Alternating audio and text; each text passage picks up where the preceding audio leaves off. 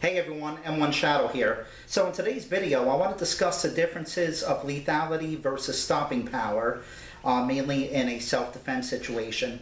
What inspired me to do this video was on my video titled, Can I Use an Air Gun for Home Self-Defense and Protection? Pretty cool video. I'll put a link in the description in case you want to check it out.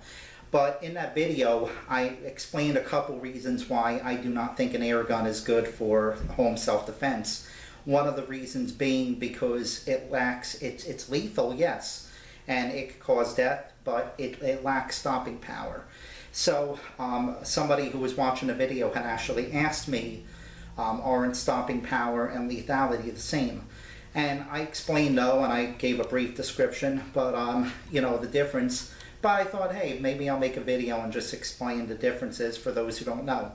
So stopping power is when you could stop a threat immediately. Something, you know, let's just say someone's coming at you, they're harming you. Stopping power means you do something and immediately it stops them.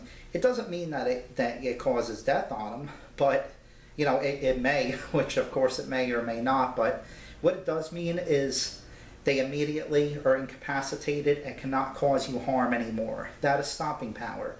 Lethality, yes, of course, it means that it's deadly and it may incapacitate you right away, but not always.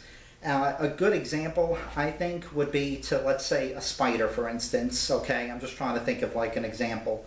Let's say you get bit by a deadly spider. Now, yes, it might bite you and you may die from it, but who knows? It may take an hour. It may take, like, you know, a couple of hours. I don't know. I'm not a spider expert, but you know, I'm just saying. Most likely, it's not going to stop you, and you could stomp on that spider, and you know, you'll still be able to walk and move around and do stuff. Okay, and you might die a couple of hours later, but it didn't stop you. So I really hope that explains the differences of lethality and stopping power. If you have any other questions, let me know. I do want to thank you all for watching, and have a good one.